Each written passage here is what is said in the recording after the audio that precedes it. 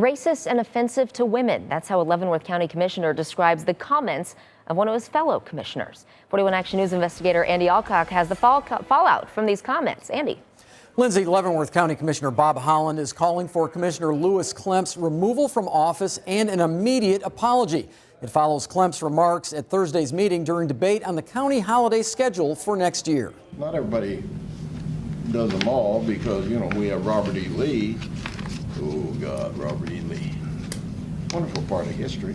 Leavenworth County Commissioner Louis Klemp comments on the proposed holiday schedule for 2018. Mr. Klemp certainly embarrassed Leavenworth County to the extreme. Klemp was just getting started with his Robert E. Lee comments.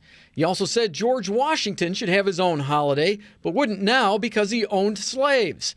Klemp noted his great-great-grandfather owned a slave. So it bothers me that if we're going to have Martin Luther King Day, why don't we have a George Washington? I think George was a pretty important guy.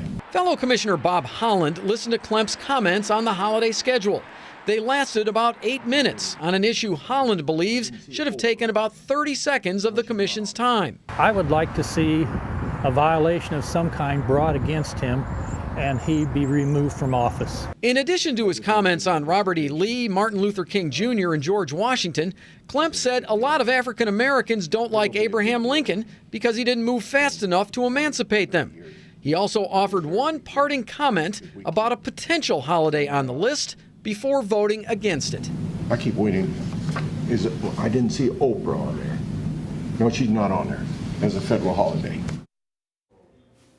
Klemp was not elected to the Leavenworth County Commission. Republican Party leaders chose Klemp to replace Clyde Graber, who resigned due to health issues in September. Voters will have the chance to choose who sits in that commission seat next year. Live in the newsroom, I'm investigator Andy Alcock, 41 Action News. Andy.